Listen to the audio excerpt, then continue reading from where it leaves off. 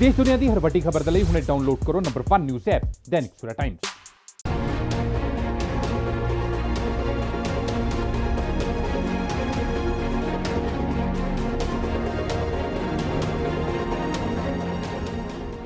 ਖੇਤਾਂ ਵਿੱਚੋਂ ਝੋਨੇ ਦੀ ਫਸਲ ਵੱਢੀ ਗਈ। ਉਸ ਤੋਂ ਬਾਅਦ ਫਸਲ ਮੰਡੀਆਂ ਵਿੱਚ ਪਹੁੰਚੀ ਅਤੇ ਉਸ ਤੋਂ ਬਾਅਦ ਦੀ ਗੱਲ ਕਰੀਏ ਤਾਂ ਹਰ ਵਾਰ ਦੀ ਤਰ੍ਹਾਂ ਕਿਸਾਨਾਂ ਵੱਲੋਂ ਇਸ ਵਾਰ ਵੀ ਪਰਾਲੀ ਨੂੰ ਸਾੜਿਆ ਗਿਆ, ਜਿਸ ਦਾ ਕਿਹਾ ਜਾ ਰਿਹਾ ਕਿ ਧੂੰਆਂ ਰਾਜਧਾਨੀ ਦਿੱਲੀ ਤੱਕ ਪਹੁੰਚਿਆ। ਉਸ ਤੋਂ ਬਾਅਦ ਕਿਹਾ ਜਾ ਰਿਹਾ ਕਿ ਉੱਥੇ ਬਿਮਾਰੀਆਂ ਫੈਲਣ ਦਾ ਖਦਸ਼ਾ ਪੈਦਾ ਹੋ ਗਿਆ ਹੈ। ਕਿਸਾਨ ਸਾਡੇ ਨਾਲ ਮੌਜੂਦ ਨੇ, ਜਾਣਕਾਰੀ ਲਵਾਂਗੇ ਕਿ ਆਖਿਰਕਾਰ ਸਰਕਾਰ ਜੋ ਇਹਨਾਂ ਨੂੰ ਕਹਿੰਦੀ ਹੈ ਕਿ ਅਸੀਂ ਤੁਹਾਡੇ ਲਈ ਸੁਵਿਧਾਵਾਂ ਦਿੰਦੇ ਹਾਂ ਕਿ ਤੁਸੀਂ ਪਰਾਲੀ ਨਾ ਸਾੜੋ, ਉਹ ਇਹਨਾਂ ਨੂੰ ਮਿਲਦੀਆਂ ਵੀ ਨੇਗੇ ਜਾਂ ਫਿਰ ਨਹੀਂ। ਸਰ, ਸਭ ਤੋਂ ਪਹਿਲੇ ਜਾਣਨਾ ਚਾਹਾਂਗੇ ਸਰਕਾਰ ਕਿਸ ਤਰੀਕੇ ਨਾਲ ਦਾਅਵੇ ਕਰਦੀ ਹੈ ਕਿ ਕਿਸਾਨਾਂ ਦੀ ਮਦਦ ਕਰਦੇ ਹਾਂ ਕਿ ਉਹ ਪਰਾਲੀ ਨਾ ਸਾੜਨ। देखो जी, असी जथेबंदी वालों भारतीय किसान राज्यपाल, मैं जिला प्रधान भारतीय किसान राज्यपाल फरीदकोट बिंदर सिंह गोलीवाल बोलते हैं। और साड़ी जथेबंदी वालों का केस भी झगड़िया गया सीगा ग्रीन ट्रिब्यूनल दिल्ली में, और सरकार ने उत्थों कहा सी जी मशीनरी है पराली नूं समाप्त खत्म करने वाली वो असीं तुहानूं फ्री देवांगे। उस तो बाद इन्हां दा फैसला होया सी 2500 रुपया एकड़ के हिसाब नाल तुहानूं मुआवजा देवांगे, पर किसी भी किसान नूं ना कोई मशीनरी और ना कोई जी पैसा है वो दिता गया। इस करके मजबूरी बनी हुई है जी पराली नूं साड़न दी, वो सानूं चाह नहीं है। जिस तक सरकार ये कह रही है कि धुआं दिल्ली जा रहा है, असीं समझते हैं, असीं इस गल नाल नहीं है जे कोई किसान नहीं साड़नी चाहुंदा ना साड़े, असीं कोई धक्के नाल उसनूं पराली नहीं साड़ना चाहुंदे। पर जे कोई किसान मजबूरी विच खर्चा नहीं कर सकदा, वो साड़दा, तो उहदे नाल सानूं जथेबंदियां नूं जिहड़ा हैगा वो खड़ना पैंदा हैगा।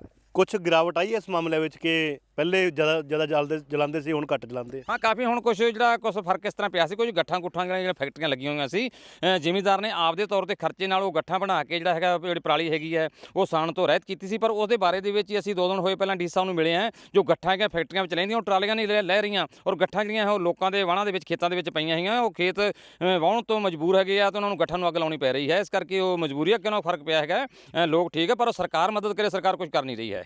ਲੱਗਦਾ ਨਹੀਂ ਕਿ ਜਿਵੇਂ ਵੀ ਸਰਕਾਰ ਜੋ ਤੱਕ ਗ੍ਰੀਨ ਟ੍ਰਿਬਿਊਨਲ ਦੀ ਗਾਈਡਲਾਈਨਸ ਨੇ, ਜੋ ਤਾਂ ਉਹਨਾਂ ਨੂੰ ਲੱਗਦਾ ਕਿ ਸਾਡੇ ਫਾਇਦੇ ਲਈ ਹੈ, ਉਹ ਲਾਗੂ ਕਰ ਦਿੰਦੀ ਹੈ। ਚਾਹੇ ਗੱਲ ਕੀਤੀ ਕਿਸਾਨਾਂ ਜੋ ਪਰਚੇ ਹੁੰਦੇ ਉਹਨਾਂ ਦੀ, ਜਾਂ ਦੂਜੀ ਗੱਲ ਕੀਤੀ ਜਾਵੇ ਸੁਵਿਧਾਵਾਂ ਦੇਣ ਦੇ ਨਾਂ 'ਤੇ ਉਹ ਪਿੱਛੇ ਹਟ ਜਾਂਦੇ ਆ, ਪਰਚੇ ਕਰਨ ਦੇ ਥਾਂ 'ਤੇ ਅੱਗੇ ਆ ਜਾਂਦੇ। ਇਹ ਤਾਂ ਜੋ ਆਪਣਾ ਫਰਜ਼ ਬਣਦਾ ਸਰਕਾਰ ਦਾ, ਉਹ ਆਪਣਾ ਫਰਜ਼ ਨਹੀਂ ਪੂਰਾ ਕਰਦੀ, ਕਿਉਂਕਿ ਸਰਕਾਰ ਨੇ ਕਿਹਾ ਹੈ। ਅਸੀਂ ਚਾਹੁੰਦੇ ਹੀ ਨਹੀਂ ਹੈ। ਅਸੀਂ ਕਦੋਂ ਜਿਹੜਾ ਧੂੰਆਂ ਜਾਂ ਦਿੱਲੀ ਕਹਿੰਦੇ ਜਾਂਦਾ ਹੈਗਾ, ਸਭ ਤੋਂ ਪਹਿਲਾਂ ਮੈਂ ਤਾਂ ਪਹਿਲਾਂ ਤਾਂ ਇਹ ਕਹੂੰਗਾ ਵੀ ਦਿੱਲੀ ਧੂੰਆਂ ਤਾਂ ਦਿੱਲੀ ਉਹਨਾਂ ਨੂੰ ਦਿਸਦਾ ਹੈਗਾ, ਪਰ 23-24 ਦਿਨ ਤੋਂ ਕਿਸਾਨ ਰੇਲਾਂ ਦੇ ਜੋ ਲਾਈਨਾਂ 'ਤੇ ਬੈਠੇ ਹੈਗਾ, ਫਾਟਕਾਂ 'ਤੇ ਬੈਠੇ ਹੋਏ ਹੈਗੇ ਆ ਆਰਡੀਨੈਂਸ ਦੇ ਬਾਰੇ, ਉਹ ਲੋਕਾਂ ਨੂੰ ਦਿਸ ਨਹੀਂ ਰਹੇ। ਉਹਨਾਂ ਨੂੰ ਜੋ ਧੂੰਆਂ ਹੈਗਾ ਪਹਿਲਾਂ ਸਾਡੇ ਬੱਚਿਆਂ ਦੇ ਅੰਦਰ ਜਾਂਦਾ ਹੈਗਾ, ਸਾਡੇ ਅੰਦਰ ਜਾਂਦਾ ਹੈਗਾ। ਸਾਡੀ ਮਜਬੂਰੀ ਹੈ, ਸਾਨੂੰ ਵੀ ਪਤਾ ਹੈ ਇਹ ਮਾੜਾ ਹੈਗਾ, ਪਰ ਸਾਡੀ ਮਜਬੂਰੀ ਹੈਗੀ। ਉਹ ਆਪਦੇ ਜੋ ਫਰਜ਼ ਬਣਦੇ ਸਰਕਾਰ ਦੇ, ਜੋ ਸੁਵਿਧਾਵਾਂ ਦੇਣੀਆਂ ਹੈਗੀਆਂ ਸਾਨੇ ਕਿਸਾਨਾਂ ਨੂੰ, ਜਾਂ ਮਸ਼ੀਨਰੀ ਦੇਣੀ ਹੈਗੀ ਜਾਂ ਪੈਸੇ ਦੇ ਰੂਪ ਵਿੱਚ ਦੇਣਾ, ਉਹਦੇ ਵੀ ਅਸੀਂ ਕੋ ਸਾੜਾਂਗੇ, ਅਸੀਂ ਨਹੀਂ ਸਾੜਾਂਗੇ ਇਸ ਨੂੰ।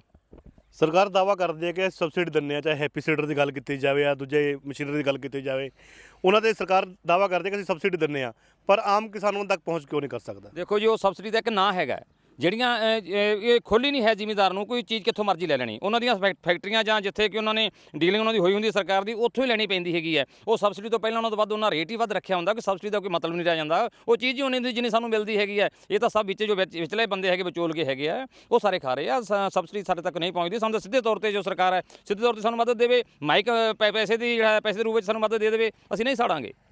ਪਿਛਲੇ ਦਿਨ ਇੱਕ ਹੋਰ ਗੱਲ ਆਈ ਸੀਗੀ ਕਿ ਸਰਕਾਰ ਵੱਲੋਂ ਕੁਝ ਫਾਰਮ ਭੇਜੇ ਗਏ ਪੰਚਾਇਤਾਂ ਕੋਲ, ਦੱਸਿਆ ਜਾ ਰਿਹਾ ਸੀ ਕਿ ਉਹ ਫਾਰਮ ਭਰਵਾਉਣੇ ਸੀਗੇ। ਉਸ ਤੋਂ ਬਾਅਦ ਜੋ ਪਰਾਲੀ ਨਹੀਂ ਸਾੜਦੇ ਉਹਨਾਂ ਨੂੰ ਕੁਝ ਮੁਆਵਜ਼ਾ ਰਾਸ਼ੀ ਮਿਲਣੀ ਸੀਗੀ। ਇਹ ਡਰਾਮਾ ਹਰ ਵਾਰੀ ਹੁੰਦਾ ਹੈ। ਪਹਿਲਾਂ ਵੀ ਕਹਿੰਦੇ ਸੀ, ਜਦੋਂ ਪਿਛਲਾ ਨਹੀਂ ਮਿਲਿਆ ਹੈ, ਅਗਲਾ ਕਿੱਥੇ ਮਿਲ ਜੂ?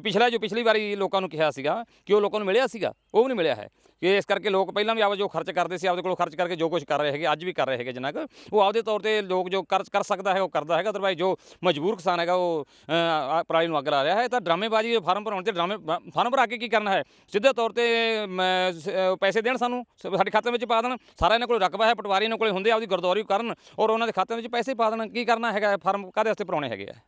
ਪਰ ਹੁਣ ਯੂਨੀਅਨ ਤਾਂ ਕਹਿੰਦੀਆਂ ਨੇ ਕਿ ਜੇ ਕੋਈ ਅਧਿਕਾਰੀ ਖੇਤਾਂ ਵਿੱਚ ਆਉਂਦਾ ਵੀ ਹੈ ਤਾਂ ਰੋਕਣ ਦੇ ਲਈ ਉਹਨੂੰ ਬੰਦਕ ਬਣਾ ਲਿਆ ਜਾਵੇਗਾ। ਇਹ ਅਸੀਂ ਤਾਂ ਦੇਖੋ, ਅਸੀਂ ਰੋਕਾਂਗੇ, ਅਸੀਂ ਕਿਉਂਕਿ ਕਿਸਾਨ ਮਜਬੂਰ ਕਿਸਾਨ ਜਿਹੜਾ ਹੈਗਾ ਉਹੀ ਅੱਗ ਲਗਾ ਰਿਹਾ ਨਾ। ਜੇ ਉਸ 'ਤੇ ਸਰਕਾਰ ਆਪਦਾ ਤਾਂ ਫਰਜ਼ ਪੂਰਾ ਨਹੀਂ ਕਰ ਰਹੀ, ਕਿ ਉਹਨਾਂ ਨੂੰ ਮਸ਼ੀਨਰੀ ਤਾਂ ਦੇ ਨਹੀਂ ਰਹੀ, ਉਹਨਾਂ ਨੂੰ ਪੈਸਾ ਦੇ ਨਹੀਂ ਰਹੀ, ਔਰ ਅੱਗ ਲਾਉਣ ਤੋਂ ਉਹਨੂੰ ਰੋਕ ਰਹੀ ਹੈ, ਤਾਂ ਫਿਰ ਉਹ ਜਿਹੜਾ ਆਪਦਾ ਫਰਜ਼ ਨਹੀਂ ਪੂਰਾ ਕਰਦੀ। ਫਿਰ ਜੇ ਮਜਬੂਰ ਕਿਸਾਨ ਨੂੰ ਜੇ ਆ ਕੇ ਉੱਤੇ ਪਰਚਾ ਕਰੂਗੀ ਤਾਂ ਜਥੇਬੰਦੀਆਂ ਨਾਲ ਖੜਨਗੀਆਂ ਹੀ, ਉਹਦਾ ਕੀ ਹੈ, ਵਿਰੋਧ ਤਾਂ ਕਰਨਗੀਆਂ ਹੀ। ਸਰਕਾਰ ਕਿਸ ਤਰੀਕੇ ਦਾ ਰੋਡ ਮੈਪ ਬਣਾਵੇ ਕਿ ਕਿਸਾਨ ਨੂੰ ਵੀ ਫਾਇਦਾ ਹੋਵੇ, ਲੋਕਾਂ ਨੂੰ ਵੀ ਫਾਇਦਾ ਹੋਵੇ ਤੇ ਜੋ ਵਾਤਾਵਰਣ ਹੈ ਇਹ ਵੀ ਇਸ ਤੋਂ ਵੀ ਦੂਸ਼ਿਤ ਹੋਣ ਤੋਂ ਬਚਾਇਆ ਜਾ ਸਕੇ। ਜਿੰਨਾ ਦਾ ਖਰਚਾ ਹੁੰਦਾ ਨਾ, ਦੇਖੋ ਇਹ ਸਾਹਮਣੇ ਚੀਜ਼ ਪਈ ਹੈ, ਆਪਾਂ ਖੜੇ ਆ ਖੇਤ ਦੇ ਵਿੱਚ ਖੜੇ ਆ, ਸਾਹਮਣੇ ਚੀਜ਼ ਪਈ ਹੈ, ਇੱਥੇ ਇੱਕ ਨੂੰ ਵਾਹ ਕੇ ਉਹਦਾ ਖਰਚਾ ਕੱਢ ਲਿਆ ਜਾਵੇ, ਇੰਨੇ ਪੈਸੇ ਦੇ ਨਾਲ ਇਹਦਾ ਬਣਦਾ ਹੈਗਾ, ਉਸ ਏਕੜ ਦੇ ਹਿਸਾਬ ਨਾਲ ਸਾਨੂੰ ਖਰਚਾ ਦੇ ਦੇਵੇ ਤਾਂ ਅਸੀਂ ਸਾਨੂੰ ਕੀ ਲੋੜ, ਅਸੀਂ ਨਹੀਂ ਸਾੜਾਂਗੇ ਫਸਲ ਨੂੰ, ਕਿਉਂ ਸਾੜਾਂਗੇ ਅਸੀਂ। ਇਸ ਵਾਰ ਦੁਸਹਿਰਾ ਹੈ ਕੱਲ੍ਹ ਨੂੰ ਤੇ ਦੱਸਿਆ ਜਾ ਰਿਹਾ ਹੈ ਕਿ ਰਾਵਣ ਵੀ ਸਾੜਨ ਨੇ ਕਿਸਾਨ ਯੂਨੀਅਨਾਂ ਨੇ, ਜਿੱਥੇ ਧਰਨੇ ਲੱਗੇ ਹੈ, ਚਾਹੇ ਜੀਦੇ ਦੀ ਗੱਲ ਕੀਤੀ ਜਾਵੇ ਉੱਥੇ ਵੀ ਰਾਵਣ ਉਹਨਾਂ ਵੱਲੋਂ ਤਿਆਰ ਕੀਤਾ ਜਾ ਰਿਹਾ। ਨਹੀਂ ਅਸੀਂ ਅਸੀਂ ਤਾਂ ਜਿਹੜਾ ਰਾਵਣ ਨਹੀਂ ਹੈ ਸਾੜਾਂਗੇ, ਅਸੀਂ ਤਾਂ ਮੋਦੀ, ਜਿਹੜਾ ਸਾਡਾ ਤਾਂ ਰਾਵਣ ਮੋਦੀ ਹੈ, ਮੋਦੀ ਰਾਣ ਜੀ ਦੇ ਪਹਿਲੇ ਕਈ ਵਾਰ ਅਸੀਂ ਪੁਤਲੇ ਛੱਡ ਚੁੱਕੇ ਹਾਂ। ਅੱਜ ਤੱਕ ਉਸ ਦਿਨ ਦੇ ਉੱਤੇ ਬਹੁਤ ਵੱਡਾ ਮੈਸੇਜ ਜਿਹੜਾ ਹੈਗਾ, ਮੈਂ ਕਹੂੰਗਾ ਰਾਵਣ ਤਾਂ ਇੱਕ ਮਾੜਾ ਨਹੀਂ ਕਹਿ ਸਕਦੇ, ਉਹ ਤਾਂ ਇੱਕ ਵਧੀਆ ਇਨਸਾਨ ਸੀਗਾ, ਉਹਨੇ ਤਾਂ ਕੋਈ ਮਾੜਾ ਕੰਮ ਨਹੀਂ ਕੀਤਾ ਹੈਗਾ, ਪਰ ਉਸ ਦਿਨ ਉਹਦਾ ਦਿਨ ਜੋ ਬਣਾਇਆ ਗਿਆ ਹੈਗਾ ਰਾਵਣ ਦਾ ਸਾੜਨ ਵਾਲਾ, ਅਸੀਂ ਉਸ ਦਿਨ ਤੇ ਜਿਹੜਾ ਸਹੀ ਰੂਪ ਦੇ ਵਿੱਚ ਲੋਕਾਂ ਦਾ ਦੁੱਖ ਹੀ ਬੰਦਾ ਹੈਗਾ ਨਰਿੰਦਰ ਮੋਦੀ ਹੈਗਾ, ਜਿਹੜਾ ਕਿਸਾਨਾਂ ਦੇ ਨਾਲ, ਜਿਹੜਾ ਸਾਰੇ ਦੇਸ਼ ਦੇ ਨਾਲ ਧਰੋਹ ਕਰ ਰਿਹਾ ਹੈਗਾ, ਉਹਦਾ ਪੁਤਲੇ ਸਾੜਨੇ ਜਿਹੜੇ ਹੈ ਉਸ ਲਈ ਦੇ ਵਿੱਚ ਸਹੀ ਹੈਗੇ, ਜਿਹੜਾ ਉਹ ਸਾੜਿਆ ਜਾਣਾ ਚਾਹੀਦਾ ਹੈ। ਕੀ ਲੱਗਦਾ ਹੁਣ ਜਿਸ ਤਰੀਕੇ ਨਾਲ ਕਿਸਾਨ ਹੁਣ ਵੀ ਪਰਾਲੀ ਸਾੜ ਰਹੇ ਨੇ, ਬੇਸ਼ੱਕ ਤੁਹਾਡੀ ਗੱਲ ਮੰਨ ਲੈਂਦੇ ਕਿ ਇਹ ਮਜਬੂਰੀ ਹੈਗੀ ਕਿਸਾਨਾਂ ਦੀ, ਤਾਂ ਕੀ ਲੱਗਦਾ ਕਿ ਕਿੰਨੇ ਸਮੇਂ ਤੱਕ ਹੋਰ ਇਹ ਕੰਮ ਕਿਸਾਨ ਵੇਟ ਕਰੇਗਾ? ਕਿਉਂਕਿ ਜੋ ਦੱਸਿਆ ਜਾ ਰਿਹਾ ਕਿ ਜੋ ਮਸ਼ੀਨਰੀ ਅਵੇਲੇਬਲ ਹੁੰਦੀ ਹੈ, ਆਮ ਜੋ ਇੱਕ ਛੋਟਾ ਕਿਸਾਨ ਹੈ ਉਸ ਕੋਲ ਇੰਨੀ ਐਡਾ ਵੱਡਾ ਟਰੈਕਟਰ ਵੀ ਨਹੀਂ ਹੁੰਦਾ ਕਿ ਉਹ ਮਸ਼ੀਨ ਨੂੰ ਖਿੱਚ ਸਕੇ।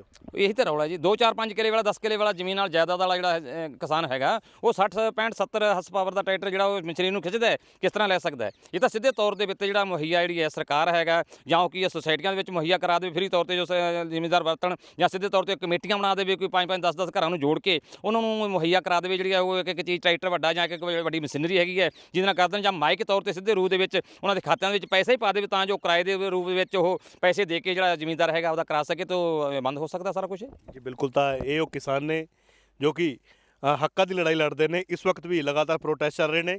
ਇਸ ਵਕਤ ਦੀ ਸਹੀ ਕਿਸਾਨਾਂ ਦੀ ਗੱਲ ਕਰੀਏ ਤਾਂ ਕਿਸਾਨ ਇਸ ਵਕਤ 3 ਥਾਵਾਂ ਤੇ ਮੌਜੂਦ ਹੈ। ਪਹਿਲੀ ਥਾਂ ਹੈਗੀ ਹੈ ਜਿੱਥੇ ਫਸਲ ਖੇਤਾਂ ਵਿੱਚੋਂ ਵੱਢੀ ਜਾ ਰਹੀ ਹੈ, ਦੂਜੀ ਥਾਂ ਹੈਗੀ ਹੈ ਮੰਡੀ ਵਿੱਚ, ਤੇ ਤੀਜੀ ਥਾਂ ਹੈ ਧਰਨੇ ਵਿੱਚ।